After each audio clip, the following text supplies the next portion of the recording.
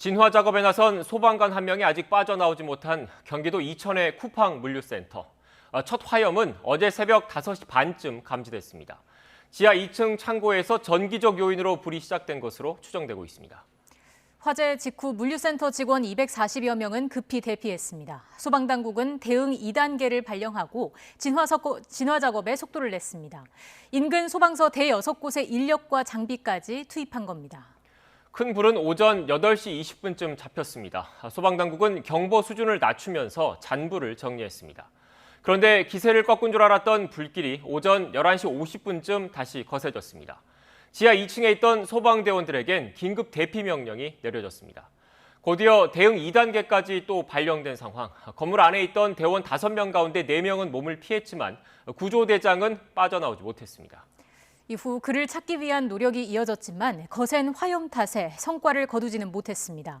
잠시 중단된 수색 작업은 건물 안전진단 이후에 재개될 예정입니다. 부디 실종 소방관의 안전을 진심으로 기원하겠습니다. 바로 이어서 현장 취재기자 연결하겠습니다. 김철희 기자. 네, 경기 이천시 물류창고 앞에 나와 있습니다. 네, 아직도 연기가 보이는 것 같은데 지금 이 시각 현재 그곳 상황 먼저 전해주시죠. 네, 화재가 발생한 지 30시간이 지났지만 건물 밖으로 검은 연기가 계속 뿜어져 나오고 있습니다. 1km 떨어진 하늘에서도 하늘 뒤덮은 연기가 보일 정도인데요. 수십 대의 소방차가 번갈아 가면서 건물 외벽과 안에 물을 뿌리고 있지만 연기는 멈추지 않습니다. 불로 인해 건물 외벽이 조금씩 무너져 내리고 있는데 소방 당국은 붕괴 가능성도 언급했습니다. 불은 어제 새벽 5시 반쯤 시작됐는데 지하 2층 창고 밖으로 나오는 연기를 본 안전관리자가 처음 신고를 했습니다.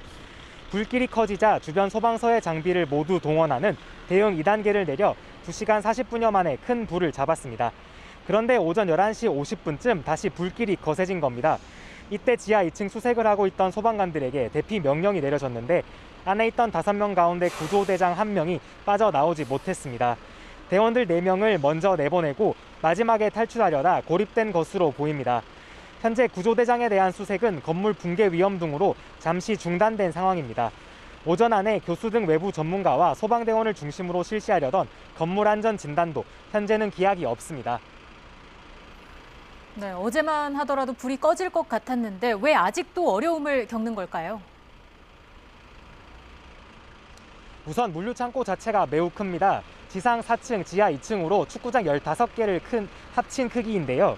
소방당국은 공간도 크지만 그 안에 가득 찬 택배 물건과 포장지에 불이 붙을 가능성이 크고 센터 안이 복잡한 미로 구조로 되어 있어 진화에 어려움을 겪고 있다고 설명했습니다.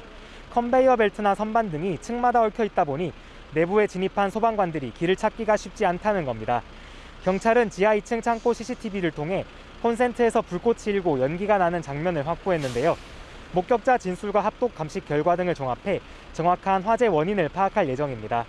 또 물류센터 측이 스프링클러 수신기 오작동을 우려해 고의로 작동을 늦췄을 가능성에 대해서도 들여다보겠다고 밝혔습니다. 지금까지 경기 이천시 쿠팡 물류센터에서 YTN 김철입니다.